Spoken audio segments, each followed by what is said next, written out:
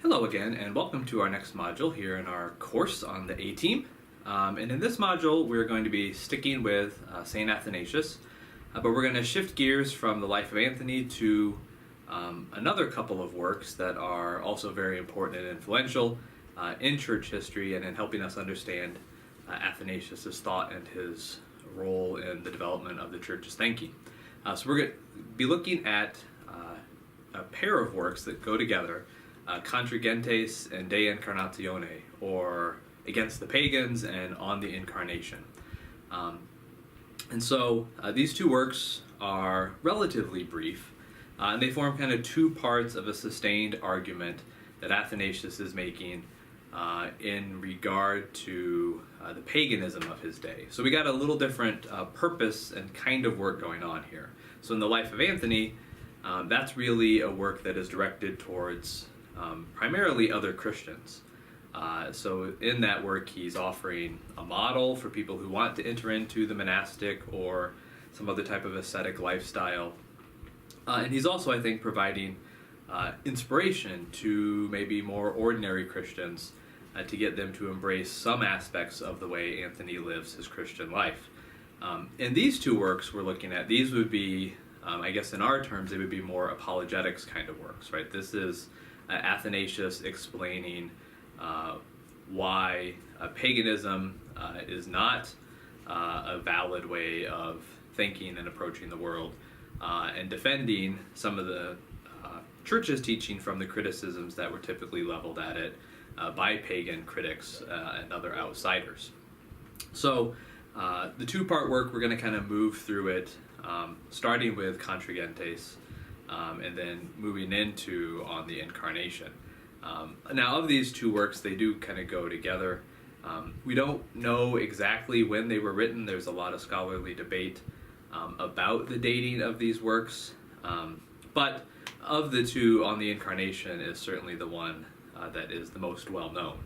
And so if you go online and go to bookstores, there are some nice new affordable translations of On the Incarnation that you can pick up, and Contra Gentes not as much. It's a work that's not read quite as much, perhaps in part because a critique of polytheism and paganism isn't really as essential for most of us today, although there are still some aspects to the work that I think are worth taking our time to look at. So we'll be talking about that as we move forward.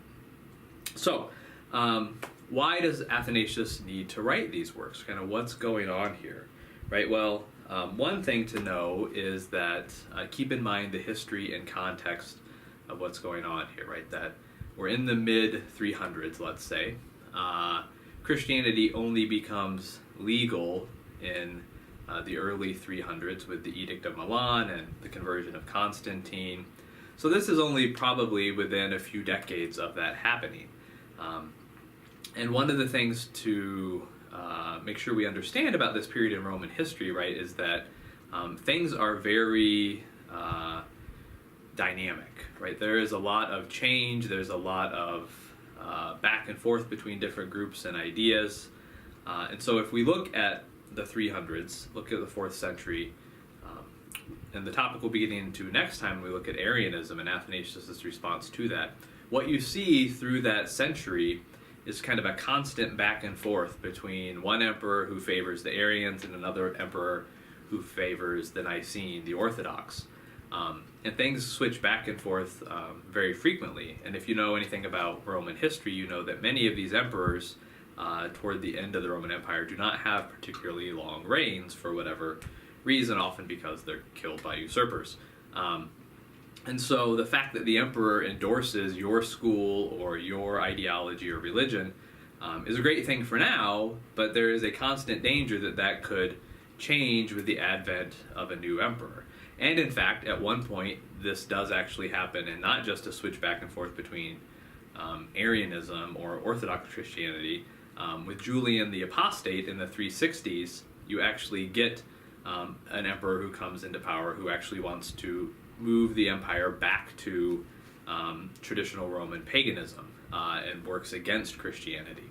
Now, his imperial rule is very short, only 2 or 3 years, but it was a definite danger, right? So while it is true that with the Edict of Milan, with the conversion of Constantine, lots of people come into the Christian church, and it's probably may have been impossible for Julian to actually switch the empire back to paganism.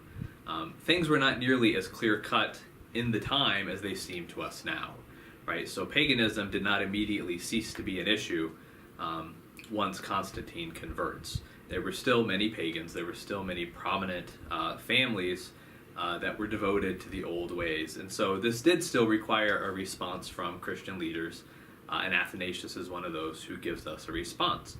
So, of course, this brings up the question then, why is paganism have this power? Why does it continue to be an influence even after the tide seems to have turned clearly in Christianity's favor? And there are lots of reasons for that, obviously. We would need to do a course in Roman religion to really treat it properly. But there are a couple of things just to be aware of to help us understand this.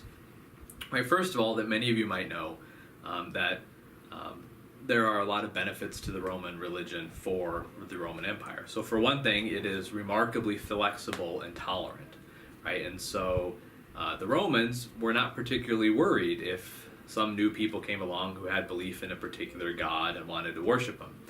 They had no real problem with that, as long as you are compatible with their system of belief. So they can add as many gods, as many ways of worshiping as people would like, as long as it doesn't disrupt the established traditions. And again, remember, in the ancient world, old is better, right? What is new, what is an innovation, is seen very skeptically, and there's a lot of value for old, venerable traditions. And so, even though many Romans would be interested in and even participate in kind of newer, more exciting mystery religions that would come along, they would do that in conjunction with their traditional worship of the traditional Roman gods. And Roman paganism had that kind of tolerance, that kind of flexibility. And of course, we know from our own day that that's a very popular thing, right? It's very nice to be able to not condemn anyone in particular and just say, oh yeah, we'll bring all of you in, do whatever you'd like. And it allows people to avoid a lot of unpleasant confrontation. And so that's a real benefit of paganism that obviously Christianity does not have in the same way.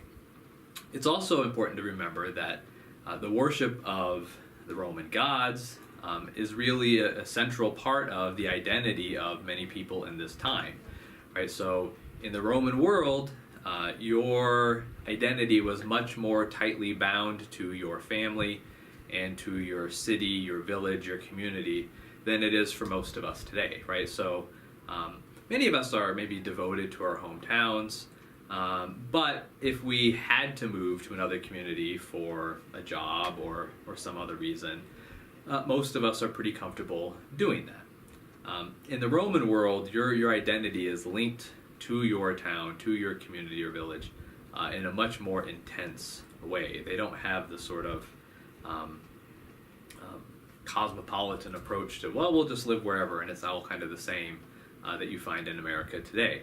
And so tied into the identity of these communities was almost always the worship of a particular deity or a particular set of deities, right? So cities would be devoted to a particular god, a clan, an extended family would have devotion to particular gods. And then, of course, even within the family, you would have worship of maybe some patron gods and then also ancestor worship.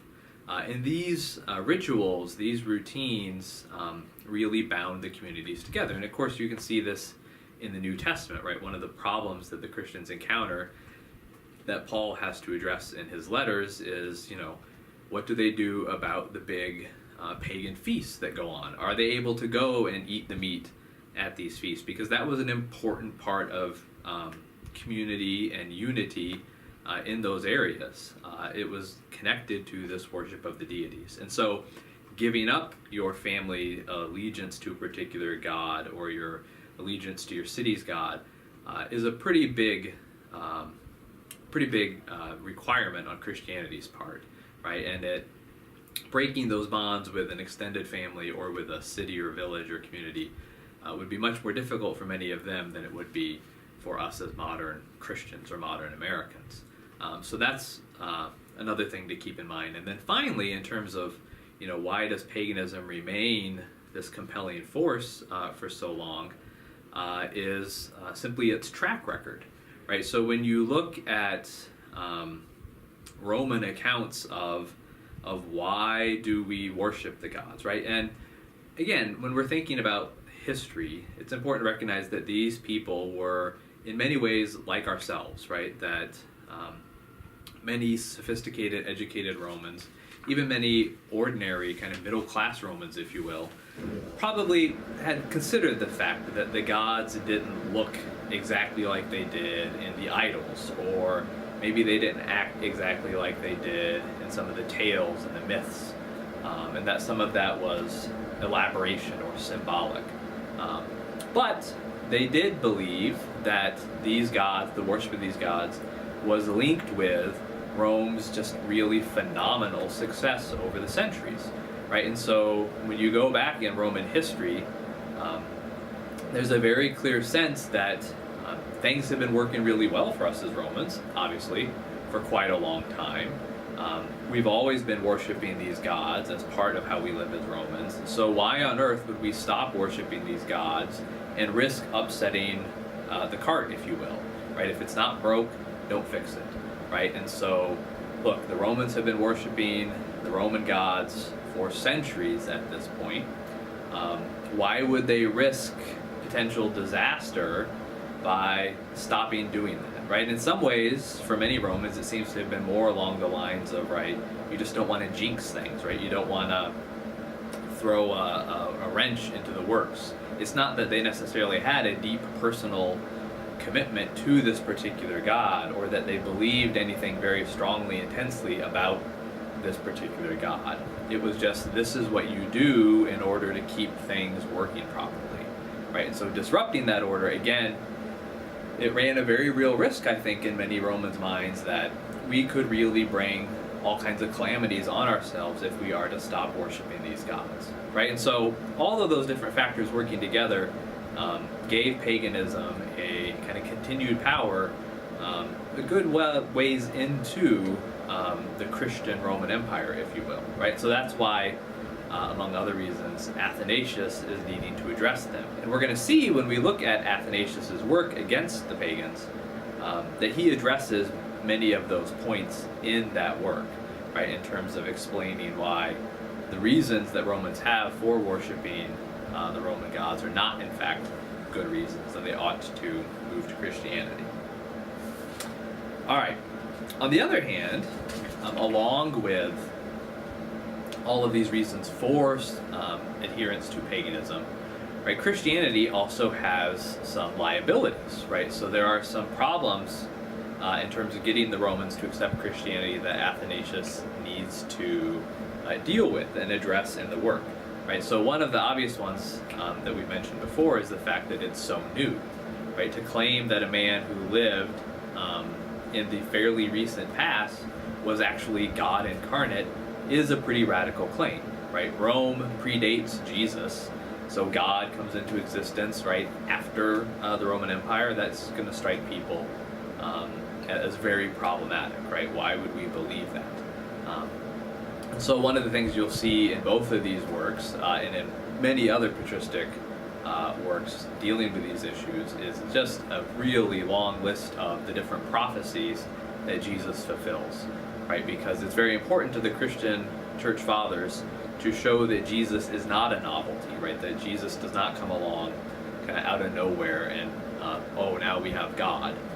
That instead Jesus is a revelation of God, but that it is the culmination of a very long tradition. There's a very long sequence of prophecies building up to Jesus, right? And of course the Christians argue against the pagans that Moses and the other patriarchs long predate, in fact, the Roman traditions. And so that Christianity, in fact, has the claim to be the true ancient and venerable religion, and not Roman paganism.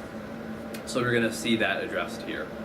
Another thing to think about in terms of if you're a Roman looking for what religion should I choose? Well, look, what do we think about when you think about Romans? Well, you think about togas, You think about those little, maybe leafy things on their heads, although I guess maybe that's more the Greeks. But when we think about the Romans, we think about they get stuff done. They are pragmatists and they are successful, right? And the Romans conquer. The Romans get stuff done.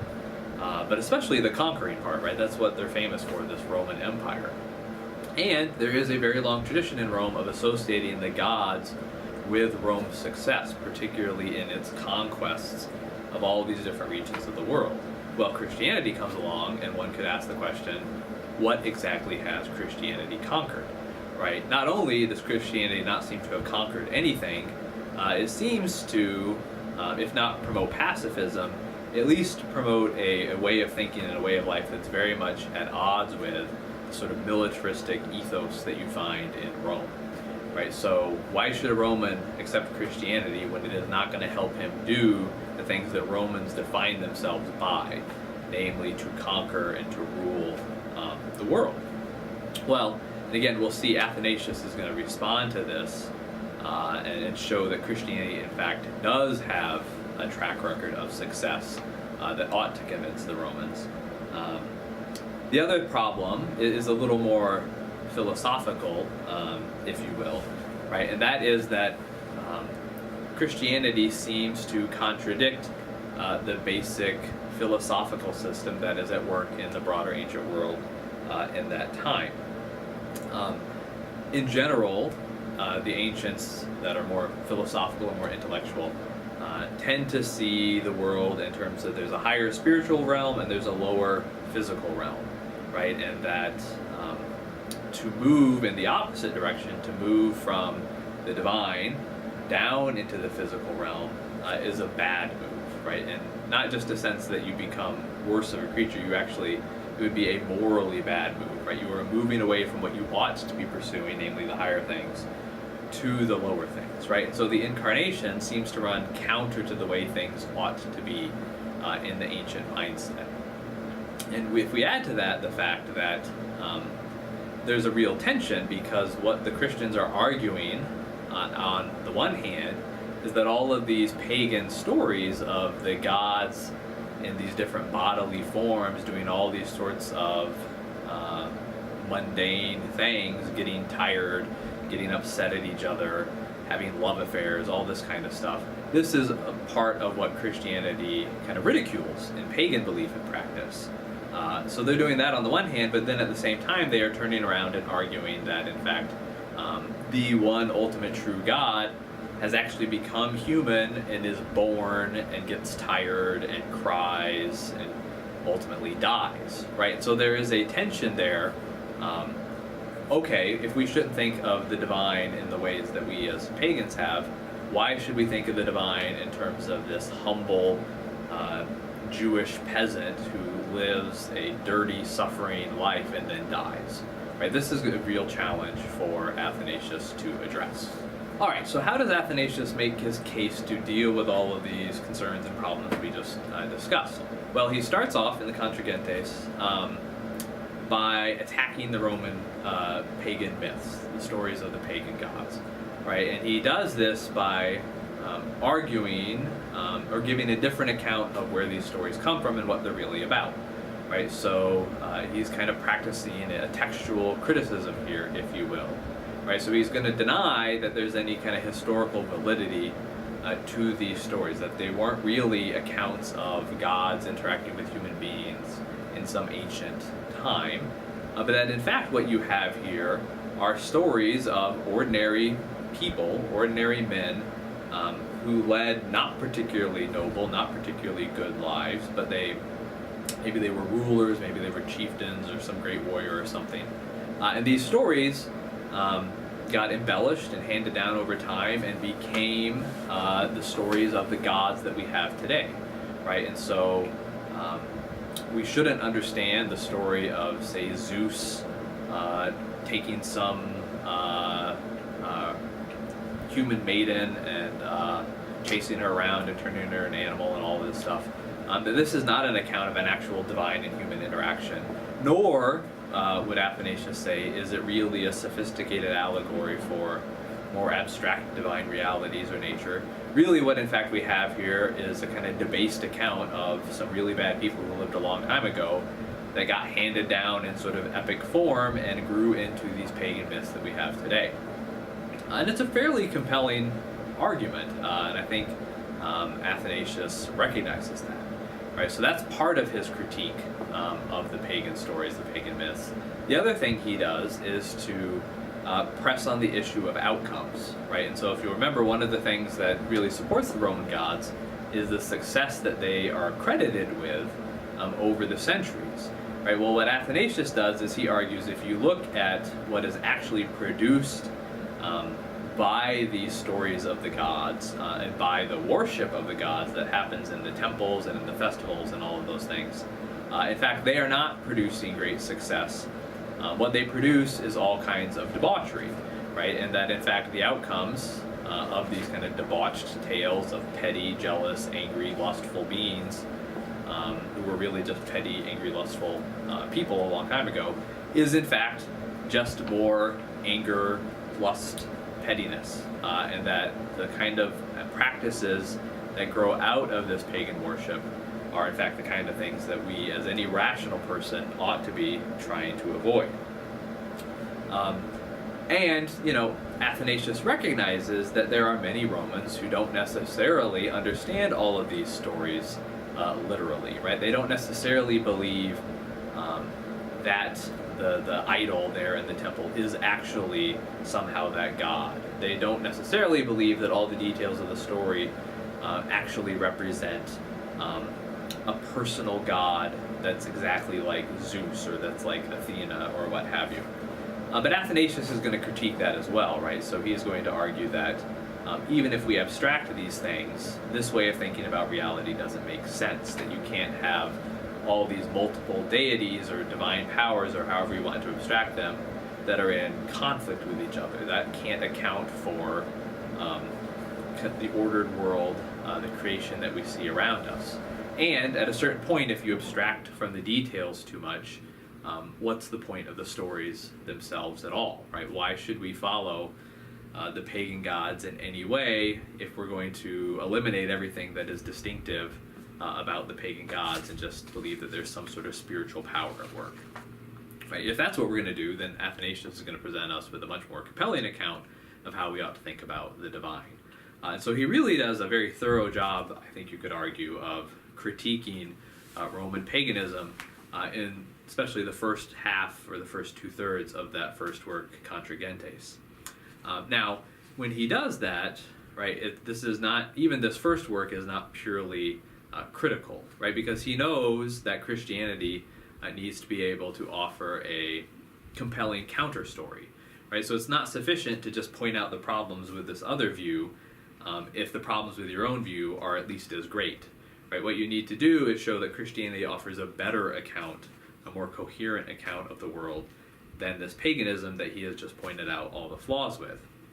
And so in the second part of the work, he turns to doing that, right? And there's two main things that he's looking to establish in the second part of the work, namely monotheism, right? So he's going to say that against the idea of all of these pagan gods and all of this conflict and rivalries and stuff that they have going through the eons, in fact, there is, in fact, one God. There is one true God who is the God of everything, and he is a God who is a creator, right? So he's a God who intentionally, purposefully, and in a good way creates the world that we see around us. And he's going to argue that this is a much more coherent philosophical account. Having one all-powerful being makes sense. Having multiple all-powerful beings doesn't make any sense because they can't all be all-powerful. It's also important for him to emphasize this idea that creation is good and intentional, because this is different than the other main monotheism that's out there at this time, right? So, as I think I mentioned before, the popular philosophy of this day is called Neoplatonism, right? So Neoplatonism is a form of Platonic thought, and it has this idea of kind of a hierarchy of being, right? And the spiritual and the abstract is up here, and then the material and the earthy is down here, right? We obviously want to move in the upward direction. But when you get to the top of the Neoplatonic kind of hierarchy of being, there is the one, right? There is this reality, the source of everything else that is perfectly simple, completely separate from everything else, and yet somehow it emanates from itself all the rest of reality that then kind of comes down, if you will, in this descending hierarchy of being, right? So there are some powers that are very close to the one, like mind and soul, and then you work your way down, and humans are kind of in the middle, and then you get down to plants and animals and all these sorts of things. But in that conception of reality, the one is not personal in any way, right? It is just this purely abstract, purely remote, divine essence or something up there.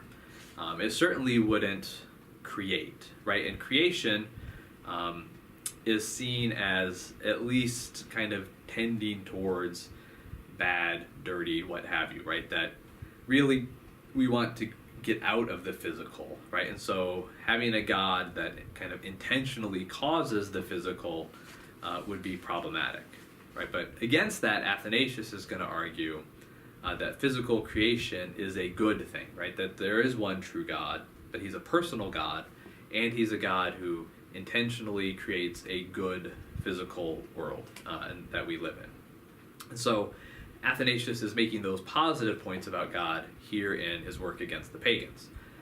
So he does that. At the same time, then, he has to also add the other part of the story of Christianity, which is really the story of God's relationship to humans.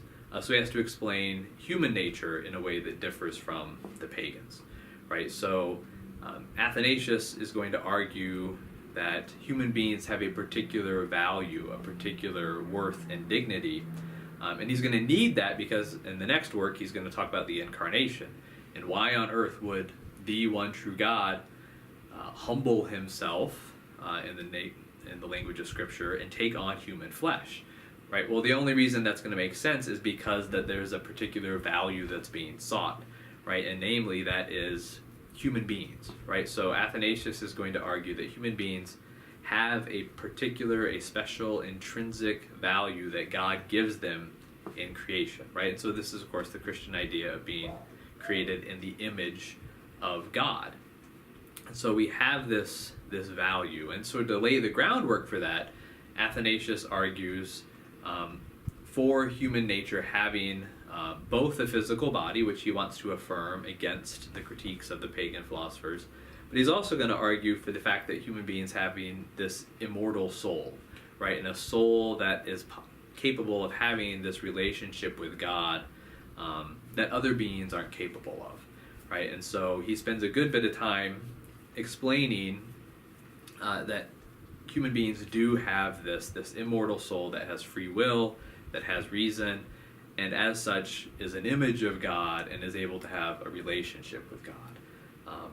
And so he's laying the groundwork for a way of looking at the world that he sees as vastly superior to the sort of degraded account of ancient rulers living very sinful lives, which then become like literally deified and then serve as a template for people today to continue living those kind of degrading lives.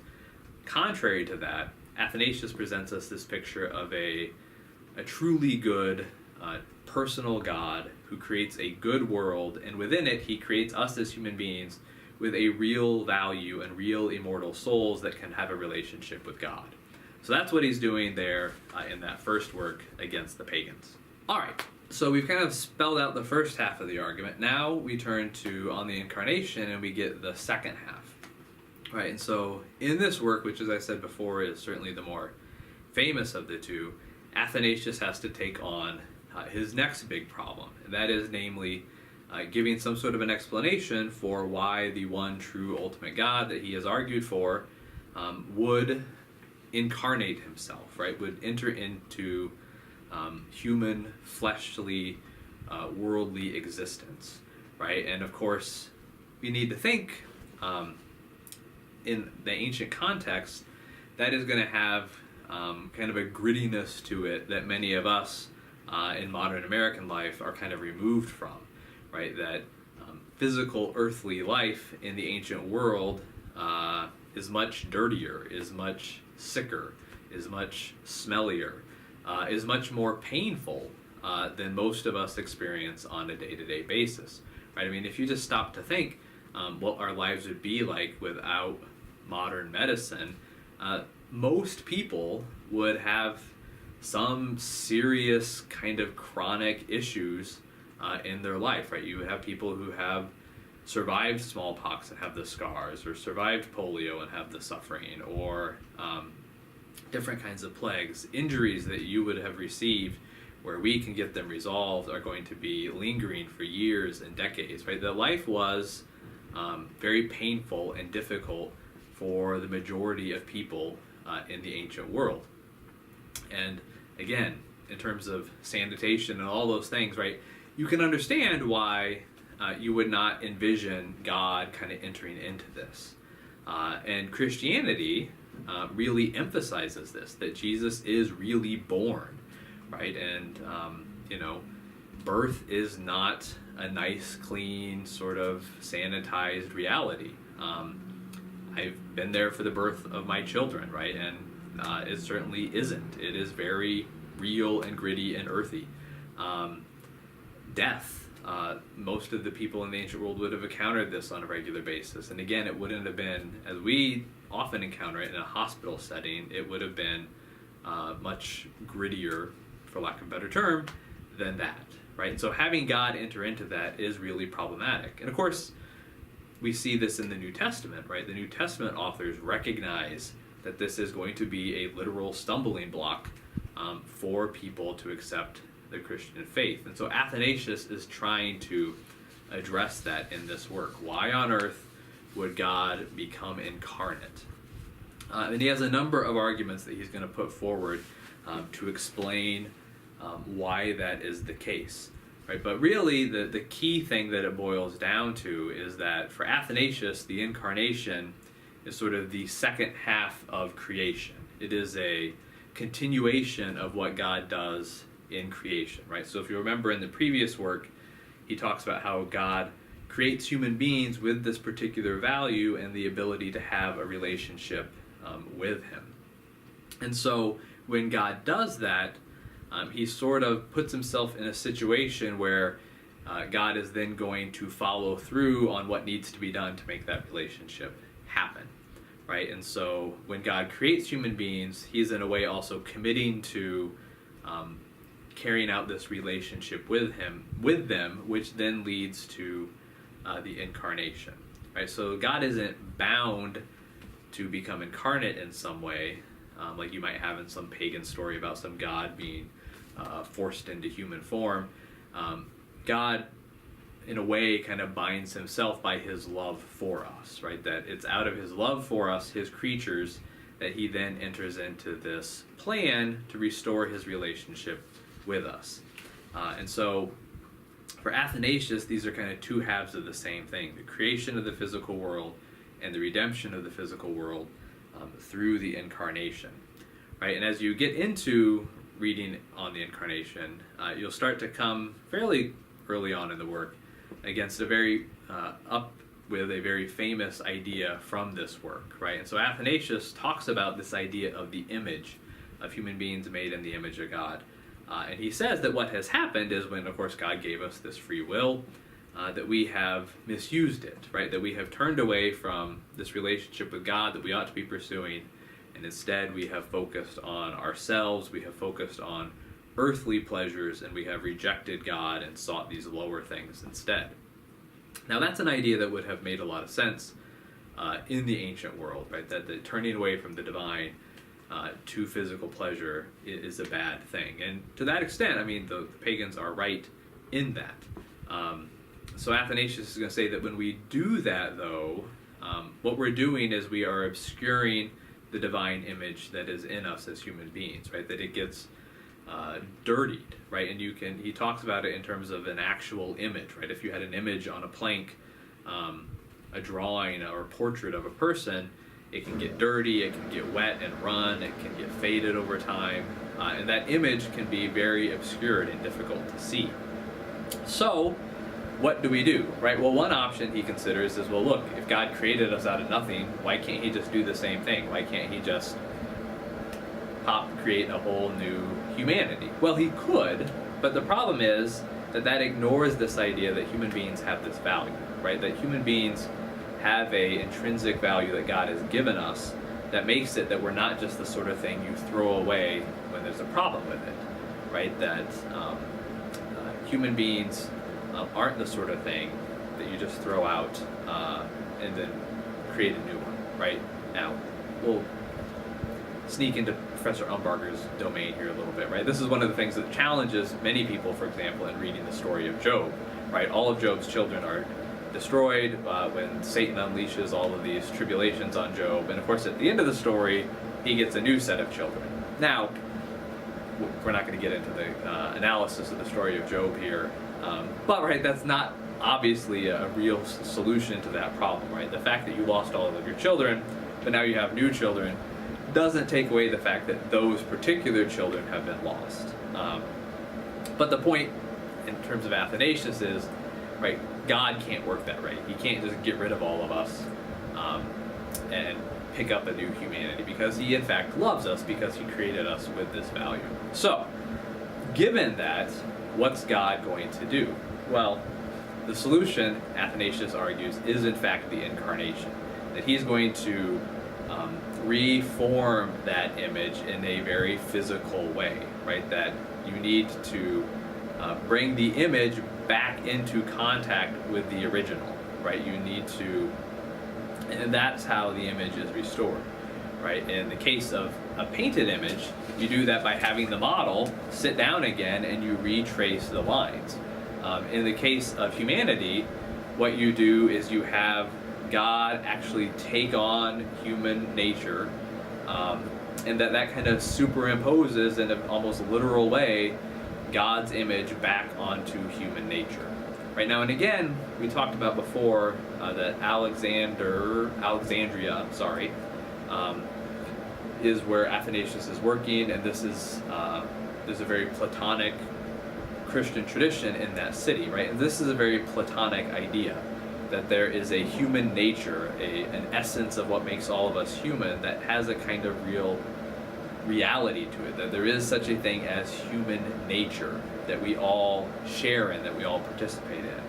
So for Athanasius, if the divine nature reforms that human nature, it kind of has an effect on all of us, right? So that union of the two natures in Christ is really what plays a crucial role in saving us.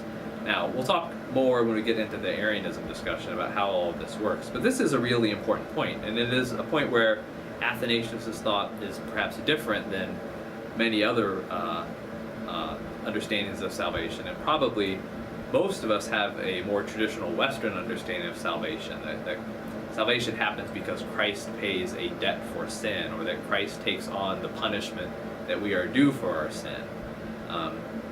But in Athanasius' way of thinking about it, the way salvation primarily works is through that incarnation. It's not necessarily through specifically the work of the cross, although the work of the cross is involved. It's by that divine nature getting enmeshed with or imprinted upon our collective human nature, that's really what is the crucial moment in our salvation. So the Incarnation is of vital importance for Athanasius. It's literally what saves us. Now, that's not to say that the cross isn't important. Of course, he does talk about the cross. He gives a number of explanations for why Christ had to die in this particularly degrading way, in that he is taking the curse on himself, and the cross is kind of this ultimate sign of being cursed. And so one of the things that's important when we're doing patristics, we're studying the Church Fathers, is we'll talk about, well, this is an Alexandrian view, this is an Antiochian view, this is an Eastern view of the soul or God, this is a Western. Usually those are tendencies, and almost always in the Church Fathers there's going to be overlap. So Athanasius is really focused on the Incarnation as the key aspect of how salvation happens. But he does also recognize that Jesus' death and resurrection is vitally important as well. It's just a question in different emphasis and a different focus. But he talks about how Christ needs to die this very public death to make it clear that he has conquered death, right, through his resurrection. He talks about why it has to be at least 3 days, but not a long time. And it's very interesting. You can look at it for yourselves. But then, so he lays out this picture for this is how God has restored the divine image in man, how he saves us.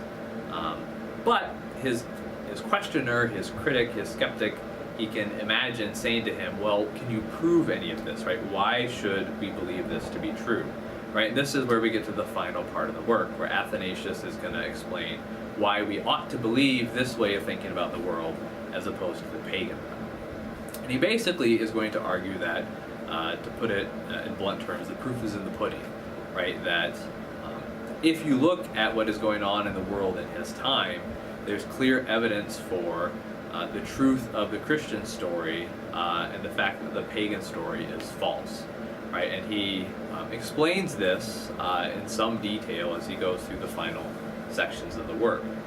One of the key things he's going to point out, drawing on that idea of Christ's death and resurrection, is that we can know this is true because when you look at Christians, they don't have a fear of death, right? And so Athanasius can point to the recent history of countless Christian martyrs who were not going to deny their faith and are willing to accept death rather than deny their faith because they have this belief in the truth of the resurrection, right? And so Athanasius sees the power of that belief as clear evidence for the truth of the Incarnation, the truth of the resurrection.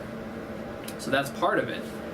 He also points out the relative success and failure of the two schools of thought in his time, right? So he says another way we can know Christianity is true is that when you look around, all of the paganism seems to be dying out, right? And he argues in such a way that, it seems like there aren't any of the pagan apparitions and pagan miracles and supernatural things going on anymore as the Christian faith spreads.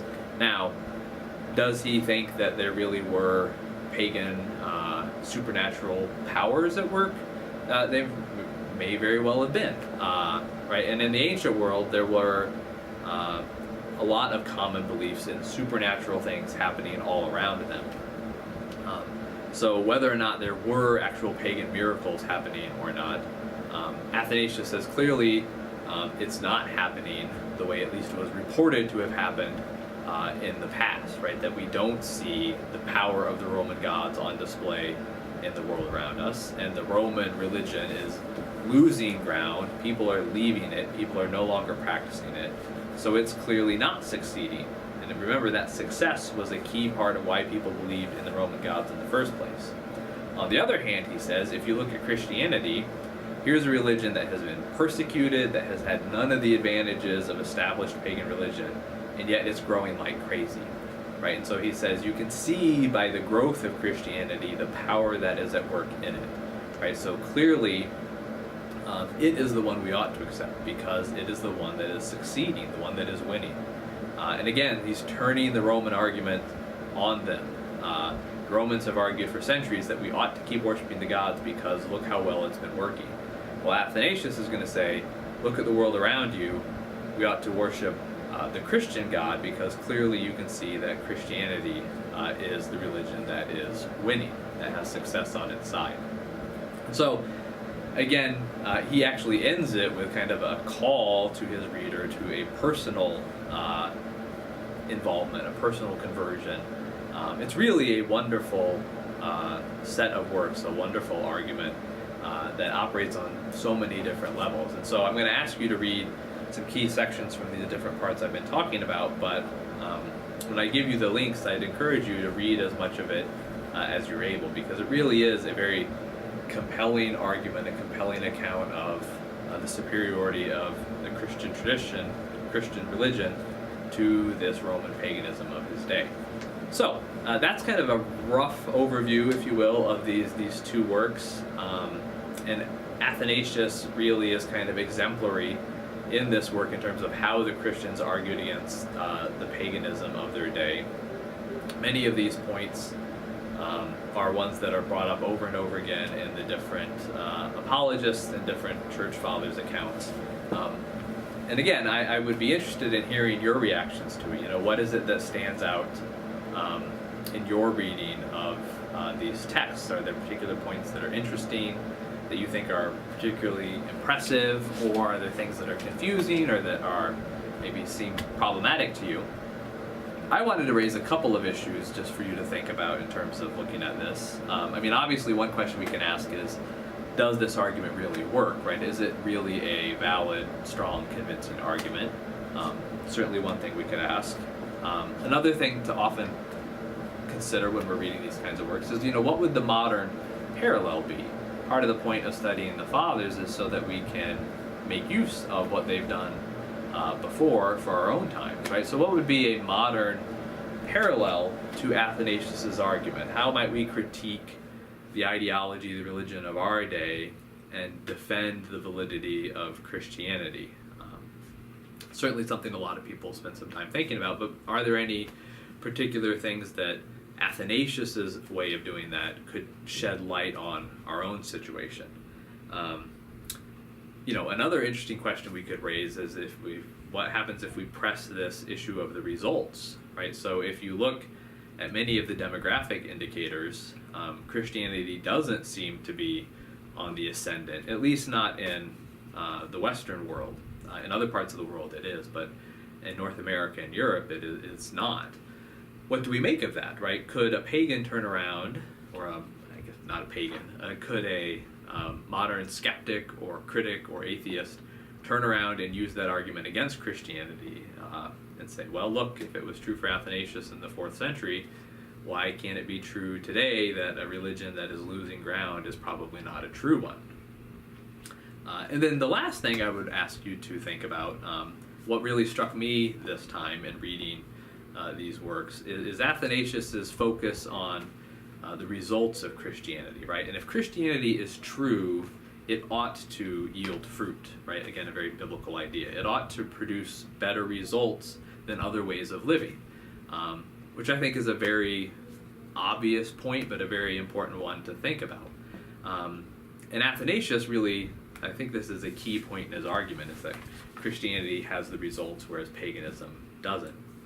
And a lot of times, in the way Athanasius presents that, it's very supernatural and spiritual, right? It's the power of God is pushing back the power of the demons, and that belief in the resurrection is empowering people to take this kind of radical step of martyrdom. Another way of thinking about this, though, is much more mundane, and so one of the figures that I find very interesting is this sociologist named Rodney Stark, and he's written a number of books now trying to account for the development, the rise of Christianity, right? And the fact that it goes from this tiny little sect to the official religion of the empire in a relatively short span of time. And one of his main arguments, which is very controversial, is that the growth of Christianity isn't primarily due to miracles. He doesn't deny that they're possible, but he says it's not miracles that really explain the rise of Christianity. And he's going to argue that it's not even this kind of bold witness of the martyrs that's mostly responsible for the spread of Christianity. Instead, he argues that the Christian way of living gave it a sociological advantage over the other ways of living, right? And so he will talk about how things like Christian charity and friendship and care for the poor and the marginalized and all those things, that actually living that way is what accounts for the dramatic growth of Christianity over the span of a few centuries. So I'm going to give you an excerpt from one of his books. If you're interested, it's not a required reading, but I think it's an interesting idea to consider, right, is that that the Christian religion may have its power, not necessarily in a kind of supernatural, mysterious way, but it's a much more ordinary explanation of that Christians care for each other when they are sick in a way that the pagans don't. right? And again, this ties back in with the beginning of our discussion. I mentioned Julian the Apostate, this emperor in the 360s who tries to go back to paganism. One of his complaints to his fellow pagans is that, come on, guys, right? We need to be getting on the bandwagon with these things the Christians are doing, right? We need to build hospitals. We need to feed the poor, because he recognizes that those efforts by the Christians are bringing them huge numbers of adherents, huge numbers of converts. So I think it's an interesting, sort of very backhanded affirmation of this strength of Christianity that Stark is arguing for, because Julian the Apostate makes the same argument in reverse, right? He sees Christian charitable living as kind of the key for its growth. Now again, I don't think some Christians get upset by this because they think he's diminishing the truth or the importance of the miracles or the martyrs. I don't think he's necessarily doing that. Instead, I think one thing we could consider is, if we want to evangelize a neo-pagan world around us, maybe we should consider a similar approach, right? That we need to have the arguments as Athanasius does, but it would be much more compelling if we could point to the powerful examples of how Christianity works in the world around us, namely by us living truly loving Christian lives to those in need around us. But anyways, I've said enough for now, so please dive into the text yourself. I'll give you some sections that I would like you to read, but then feel free and be encouraged to read as much as you're able, and then come back and we can discuss it and hear your thoughts on Blackboard.